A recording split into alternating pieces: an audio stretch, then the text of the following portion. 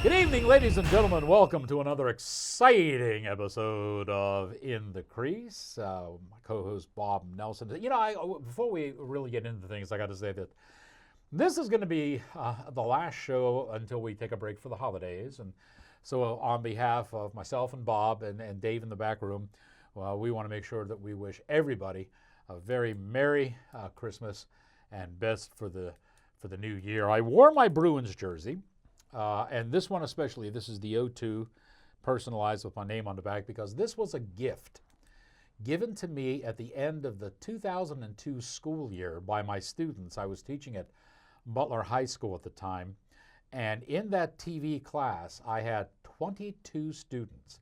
And out of the 22, 12 of them went into the industry and are still working in the industry today. Even in spite of your teaching. In spite of it, yes. We had a great time. They were a great group of kids.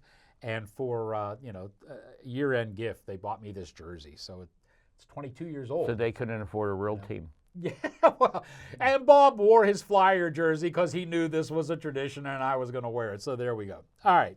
Hey, we got a lot to talk about tonight, and we want to concentrate on specifically two teams, the Rangers and the Pens. But first, before we get into them, it wasn't too long ago, Bob, you and I were sitting on this table and we were kind of, scratching and moaning about the Olympics.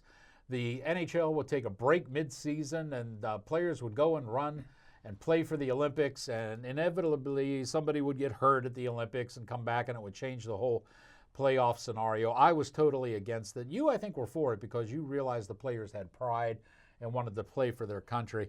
And we thought that issue was dead when Bettman finally came out and said, that's it, no more. But, hello, now we have something new.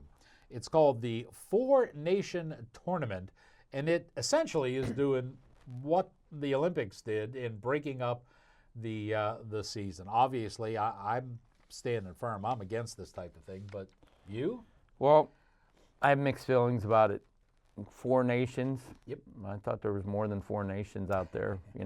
What about the Czechs? I understand why they didn't invite the Russian nation because, they're still at war. I know a lot of countries are very unhappy with the Ukraine and Russia thing, and I'm not going to get into politics or war or anything like that. But I believe that's why Russian didn't get invited. But what about the Czechs? Wouldn't someone want to see Jaromir Jagr at the age of, 102 play? But the teams that, USA, they do nothing for me. Some of their players on there, Hellebuck, Ottinger, and Swayman are the three goalies. Yeah. You got Fox, you got Matthews, you got the Kachuk goons. That roster's okay. You go to Team Canada, you got Billy, you got Hill, you got Sam, which I don't know why Sammy made the team as the third guy from Montreal because he's, and you got, Sid there is going to be there. You got Point, you got McDavid, you got pretty good team in Team Canada. The Swedes, you got Gustafsson, you got Mark, you got Olmar. Carlson, Dalo, Peterson for Vancouver. The Finns, Saros is their best goalie. They got the kid in Buffalo and the kid in the Canucks, which those two guys don't do nothing for me. Yeah, right. Ole Mata and Barkov are probably, the two most named Finnish players on the front end. Yeah. It's going to be from the February 12th to the 20th. They're going to post every game. I'm not sure how they're going to do it because it just seems like it's going to be a cluster. These players, like you said, if one of them gets hurt, Yep.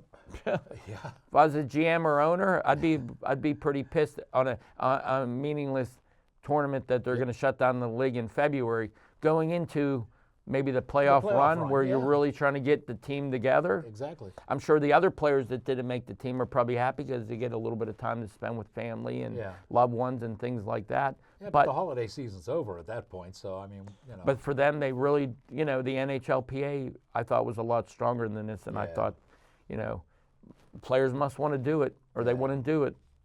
Well, one thing I gotta Bob and I gotta admit on our pregame show when we were chit-chatting for over an hour.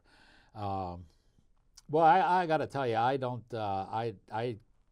buy the fact that Russia was not invited because of the politics and because of the war. I've never believed that a country's politics and what their leaders do should reflect on their athletes at all. I don't think that you should penalize an athletic team because of what their country is doing. But I did point out here is a graphic that I think is very telling. This is speculation, if you will, on the Russia team had Russia been invited to the four-nation tournament. And you could see the three goalies are Vasilevsky, Bobo, and Igor. And, Bob and I were talking before the camera started rolling. Who the hell wants to face those three guys? Yeah. I mean, because any of those are better than, I think, what the goalies that are performing in this tournament. Yeah, absolutely. I mean, you got a Stanley Cup champion, you got a Vezina Trophy winner in there, and you got a multi-Stanley Cup champion in goal. So who are you going to pick? What are you going to do, flip a coin? Yeah. Play eeny, meeny, miny, mo? Give each one a period. Yeah. I mean, again, and it goes back to, and I hate to say this, but I know a lot of Americans hate me when I say this, but if Vladimir Tretiak was not pulled in the '80 Olympics against Team USA, I don't know that Team USA wins that gold medal. That's how people say that. That's how good Vladimir Tretiak was. And it's no nonsense that you look at some of the best goalies in the NHL or in the world, they come from Russia. Yeah. Not surprising. The three guys that you mentioned are all world-class goalies. Any of those three guys you could start a franchise with. Yeah. And I don't care whatever age. I know Bobrovsky's getting a little bit older. I know Igor's only 28 and he just signed that massive deal. Yeah. And Vasilevsky, I mean, he's up there in age, and he's had a lot of mileage, but none of those three guys I would not take in the New York Minute. Yeah, they're all solid. So, I don't know. I'm still against this thing. I think it's bad. I hope, like you said, I hope for the sake of the teams that nobody gets hurt in that and that everybody comes out okay. But I don't think they should have shut up. I'm not as big on Czech as you are. I mean, the Yager thing would have been funny, but if they'd invited Russia and Czech, that would have made 6 teams, kept things even, and you could have gone from there. But if you look at the Czech Republic hockey program, the World Juniors as well as the Olympic program, they've always been in the top 3 in the last few. That's true. And okay, even though it's a publicity stunt by the NHL getting their elite athletes out there. Yep. Okay. The National Hockey League has a ton of players from all countries that are very talented that would deserve to be in the same limelight as the 4 normal teams.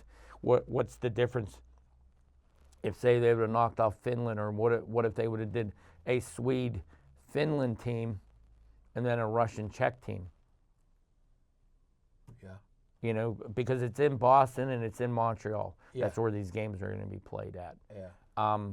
Again, I have a hard time leaving the Czechs out, because even though it's everyone in the world thinks that the 4 nations and all these other things is the best go and play, but sometimes the best team that goes and play doesn't win. And that's why I think, for example, in my opinion, it makes the Czechs so dangerous, because they play like a team. And a lot of these European teams don't have the firepower like the Crosbys and McDavids that you hear of. Yeah. They go by team playing. They get a solid goalie. They, like look at the one year Latvia won a couple rounds because Artur Zerbe was playing goal.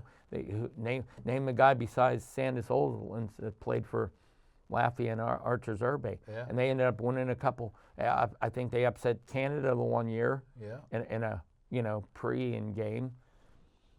Anything can happen, and I think by limiting it to 4 teams, what it's telling you is that something is wrong. Whether, again, politics came into it, or maybe money came into it. Maybe those other countries, the Finns and the Swedes, paid more money to get their national team in the play in this event, because this is going to be a lot of money. I don't know what these kids are getting. They got to be getting paid something. I wouldn't be doing this for free, especially in the middle of the season like this, uproosting my chance of making a final run in the Stanley Cup. Because, how many games do we have? 1, 2, 3, 4. there's 7 games going to be played in But this. I doubt the amount of money they would be paid for this would be equal to the amount of playoff money if they made a run for the cup. I mean, that's Yeah, but you got to know, weigh that, I guess. But I you know, you get injured. Guess what? You don't see. you don't see anything. That's right. That's right. Well, you know, when we were talking, that was one of the things I brought up, the fact that the money was there, and that's probably why they picked teams or why they didn't pick teams. So the bottom line is, I think this is a bad move at a bad time for the league, and I don't know even if Wait, they're so- trying to reinvent the Stadium Series and or the Winter Classic that has, I think, taken a nosedive rating wise. It's not the same show that it once was when it first was out. well, you know, and this gets people are going to say no, Fiore, you're talking out your butt, but I'm going to say this again. I think one of the big reasons the stadium, the Winter Classic, has fallen flat on its face is, and you and I have discussed this, has been the design of the uniforms. I think if And how about the teams you that had are playing some in it? really good jerseys, okay, that would spur people to say, "Oh, I want that jersey. I want to buy it," you know, and that would key interest in the game. Then all you have to do is hope that the two teams are at least playing close and it's not a blowout. This year, Chicago was playing St. Louis. Yeah. Okay, two good teams. Have you seen the jerseys? They suck. I think they went to a kindergarten kid and said, draw me up a picture. This is where the league should be showing its creativeness and its, boldness. You remember the one year, I think it was Fantastics, came out with alternative jerseys. Fanatics, Yeah. is that came out with alternative jerseys for like every team, and some of them were like, well, God, what the hell were these people on? But some of them were really cool, and they wanted to, that's what you need. You need something that will spur people on to buy the merchandise and tune in, and these ain't cutting it. See, I think Fanatic also did the NHL no justice because the players hate their jerseys. They hate the people that design them. The material stinks. They're moisture wicking, so they wick right into your gloves and skates, the socks and the shirts. Yeah. They're very cheaply made anymore. Yeah, but they kept the same And- old designs. It's and- not like they went fancy with them. But and the price of these. I mean, Yeah, a well, normal that- fan yeah. can't afford to buy a replica authentic jersey because guess what?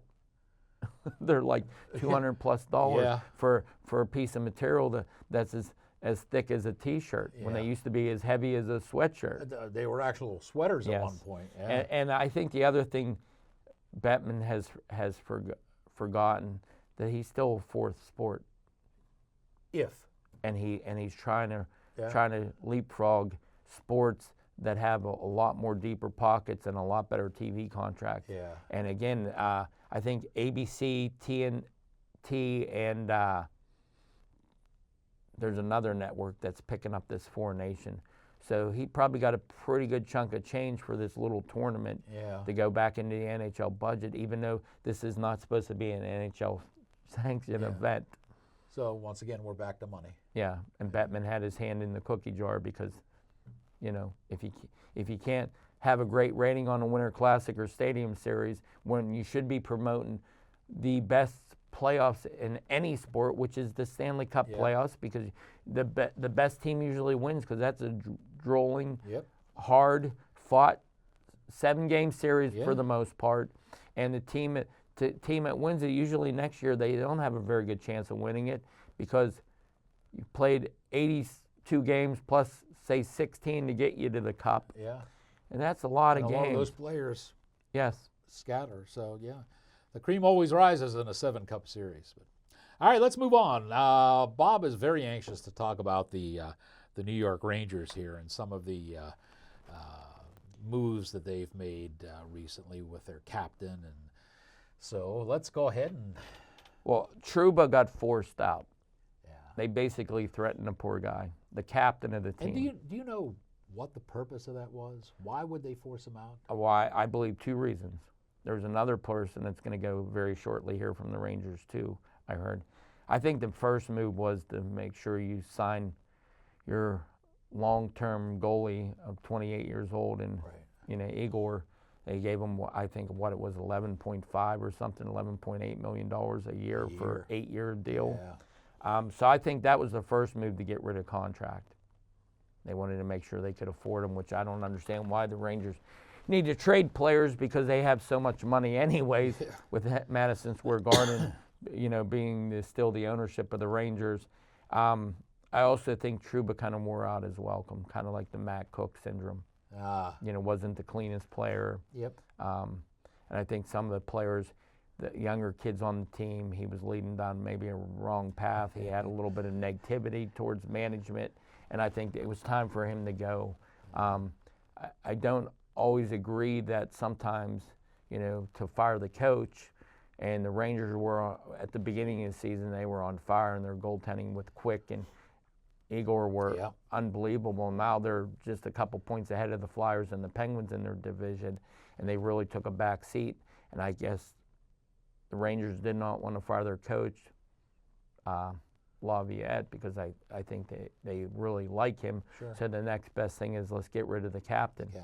Can't fire every player on the team, so we're going to get rid of the guy that's leading the team. Yeah. And I'm not sure who they're going to replace it. I heard rumors that Fox, the defenseman, was going to be the guy that's going to wear the C. He got the A on right now. He's kind of low key. Yeah, he's very low key. Which in New York City, you got to be, if you're going to be a captain, you got to be a boisterous captain, like going back to like Mark Messier would be. He was probably a perfect captain for that Ranger team because, hey, we're going to win the cup. Guess what? We're going to win the cup. Guess what they did? They won the cup. I just see this going bad for the Rangers. I mean, you get rid of the captain during the season, you're going to trade a couple other players off the roster. You signed a goalie and gave him all the money. It's great. You got maybe one of the best goalies in the league, but if you don't got guys that can play in front of them, put the puck in the net or keep it out of the net, I don't care how good your goaltending is. A long season like that, and I know Quick's not that young anymore, and so you're looking at maybe Jonathan Quick playing maybe 25 games, and the rest goes on the young guy that's making the money, and then all of a sudden you got players pointing the finger. Why are we playing in front of him? He's making the money. Let him make the saves. Yeah. And I just think it's just a very bad situation in New York with what just went down over the week. Yeah. Well, it's not a. I think it's a little uncommon for, let's call it a big trade, to happen before Christmas. Usually they start firing after the holidays. But when we got up this morning and started taping the show, we found out that the Colorado Avalanche finally gave up on Georgiev, and they shipped them off to San Jose. And in return, they get Mackenzie Blackwood. We kind of laughed this morning. Yeah. This is like, I don't know, trading one jar of peanut butter for another, right? Yeah.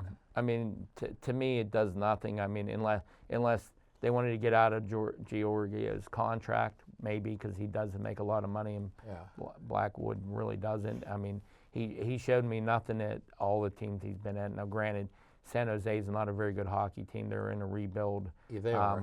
But although they have been playing better as of late. Yeah, but I think the move to get a stability backup or possibly a third guy on your roster in Blackwood, and they're going to probably call up the rookie goalie, which slips my mind now. He's a Russian goalie playing in San Jose. Imagine that.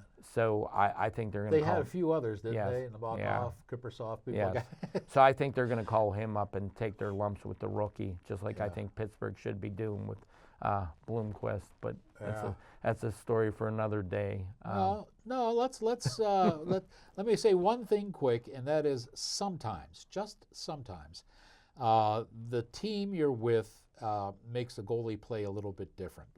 Big example, again, goes back to the Avs. They had Kemper, and for the way they were playing, and he fit in well, and they won themselves a cup, and that was great. He went over to Washington. He couldn't stop beach balls. Now he's over, and they shipped him away to L.A. So maybe, just maybe, Colorado was not good for Georgiev. I know he played for the Rangers for a while. He was Igor's backup before Quick came along, and people thought he was going to be not Igor's, Lundqvist. And they thought he was going to be a big to-do, and he petered out. And so maybe in San Jose he'll find some life. I don't know. We'll wait and see. But in either way, you have two really no-name goalies that swap teams, and it's just weird that it happened before Christmas. I think the Sharks actually think they can make playoffs, not win anything, but make playoffs. don't. I don't think so either. I don't think But I they think have their any management chance. thinks that. And you were talking about the Pens and their Bloomquist and the other guy with the N. But yet we still keep seeing number 35 in pipes, and I question why, you question why. And in the pregame show, you and I were both questioning why the hell Sid, Letang, and Malkin are still with this team. And I think both of us are in agreement that now would be a great time to get rid of those guys. Yeah. Well, I did a little bit of stats research here. This is Okay. why the Penguins are the Penguins, okay? Who's the oldest average age hockey team in the NHL? Who's number one? I don't know. Pittsburgh. Okay. 30.9. Okay. Guess who's number two? This shocked me. Chicago. Nope. No, I don't The Oilers, know. 30.5. Oh, okay. Okay. Both of those teams have superstars on it. They do. McDavid and Sid. Okay. Yep. Back when Rutherford was GM, he wanted to move some of the three-headed dragon, as I call it, Letang, Yes. Malkin, and Crosby. Yes. Wanted to get rid of at least one of them. That's why he resigned pretty much. Yeah. That's why he's in Vancouver right now. If you look at the Penguins this year under the new GM of Cal and the assistant GM of Spezza, Yeah. this year they have a number one pick for the first time in I don't know how many years. They don't have a number two pick. They have 3 number 3 picks, 1 number 4, 2 number 5s, and 1 number 6. Okay, and a little bit had to do with the Hextall-Burke regime that everyone made fun of Hextall, which he was a puppet for Burke because Burke made all the moves and Hextall got all the anger put at him because he was the GM, even though they brought Burke in to run the team. Yeah. Burke didn't want to go down with the pipe. Hexy gets fired. They let go of Burke. Burke comes out smelling like a rose. Hexy come out because he played in Philly. Yeah. He's the bastard that ruined the Yeah. club. Okay? So when you take that into consideration and you look at the pipeline, and here's the 3 best prospects in Wilkes-Barre for the Penguins. Defenseman Owen, Yager, which they got from Winnipeg because he didn't want to play in Winnipeg, and Bloomquist. Those 3 players had been up and down with this team already. Yeah. Obviously, if they were that talented, they'd still be on the team. In my eyes, one of the 3 players should still be here, which is Bloomquist, because he's better than what they have in net. He's better than Jari. He's better than Nadalkovich. He just is. There's no doubt. Must be the president. So, for example, that's okay. If you have Sid on your team, Yeah. and he still proved that at his ripe age of late 30s, early 40s, by the time his contract runs out, he's still a piece of the puzzle that even if he is your second-line center, you're going to get a lot out of Sid Crosby because he knows how to play with players. He knows how to put the puck in the net still. He knows how to set players up. Sure. If you get rid of Gino, because I heard at the end of his contract or at the end of the season, he's probably going to go back and play in the KHL because he's not going to officially retire yet because he wants to retire in the KHL. You probably get still a lot for him. Now, I know Dallas is really interested in him. I know Edmonton's really interested in him. Yeah. What could you get back for a guy like Malkin, who is a Conn Smythe winner, a couple Stanley Cup rings? Should be able to get at least a high draft pick for him and probably a pretty prominent player on that roster. One would hope, yeah. You have the choice. You could either trade Letang or Carlson because they're the same defenseman. All from top to bottom, they're the same. I don't understand why the Penguins would have made the trade for Carlson because he's been a big disappointment since he's been here. Yeah. So let's just say you trade Carlson, even though I think more teams would want Letang because of his contract's a little bit better than Carlson's contract. Yeah. Therefore, you get back some players that's going to help your team to turn the losing around a lot quicker. Now, some people will say that Sullivan needs to go. I quite think the opposite. I think their GM needs to go. He's done nothing with the town up in Toronto. And you can't tell me that Toronto's club was not better talent-wise than Pittsburgh's club when he was up there. Yeah. I mean, you got Marner, you got Matthews, I mean, you know, Tavares. I mean, you got a lot of talented hockey players in Toronto. He didn't develop those guys. He's terrible as a GM for goaltending. I mean, look at all the goalies that came through Toronto when he was up there. Yeah. He's supposed to be this stat guy. What has he done since been in Pittsburgh?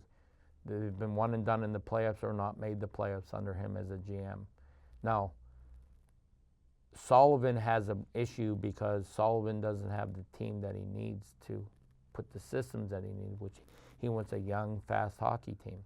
What do you give him? What has every coach gave him since they won the cup? A slow hockey team, a old hockey team. Yeah. You know, whether you pick up Phil Kessel, guys like that, Yeah. who was pretty fast, but, you know, when Taka left, Kessel went downhill because he didn't have that mentor that would ride him and keep him focused. You can't depend on one of the oldest guys in the league to carry this franchise to the Stanley Cup. Yeah. If you look at the Penguins, you know, the Fenway Group is all about money and they're not about winning. Yeah. You also look at the stands. Not a lot of people going to Penguin games anymore, are there? Why is that? Yeah, you can actually buy tickets. Yeah. If you have the money. Yeah, if you have the money. Yeah. So, you know, the Penguins are going to be bad for a long, long time because they don't have a lot in the pipe system. And I don't care how many draft picks you build up, you got to take like those, you know, 3 third-round picks. If they were smart, they'd take 2 of those third-round picks and trade them for a legitimate hockey player that they have control on, or trade it up to get a second-round pick. Because can you name really 5th round? They have 2 of them, and 6th round. Name how many 5th and 6th round players that are drafted make it to the NHL. Can you name any? Yeah. Well, not off that. No. Why? There's a reason why. Yeah. You know, how about second-round picks that make the NHL that are on this club? No, because you know why? They traded first and second-round picks for the last few years away. Yeah. And that's why your minor league system is so horrendous. Yeah. Well, that might cause a little bit of controversy, but yeah, I think the Pens could do much better for themselves as a team if they start breaking up that trio.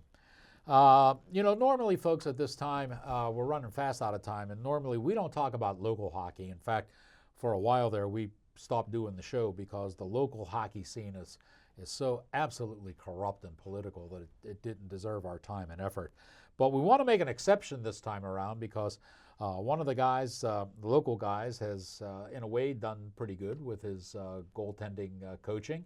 And Bob, why don't you tell us what's up with Karen? Yeah, I'm gonna butcher this kid's name. It's okay. Okay, he was the 3rd guy up at State College. His name is John Sethforth. He's 6'3", 195, junior out of Pittsburgh, Pennsylvania. The number 1 goalie, the Russian goalie up at State College, who was a transfer, stud goalie, got hurt. He's going to be out almost a month. They played the 2nd-string goalie. He didn't do so hot. So the head coach decided, hey, I got a 3rd kid. He works his butt off. I'm going to give him a chance. Won the 5 games that he played.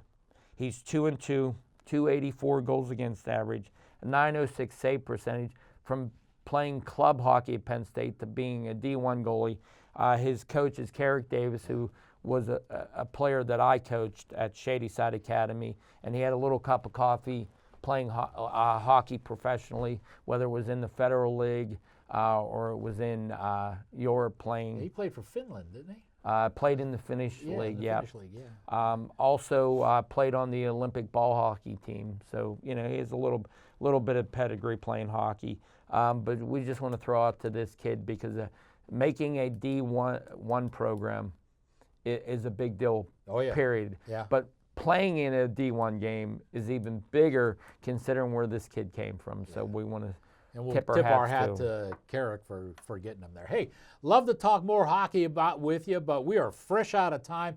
Merry Christmas. Happy New Year. We'll see you in 25.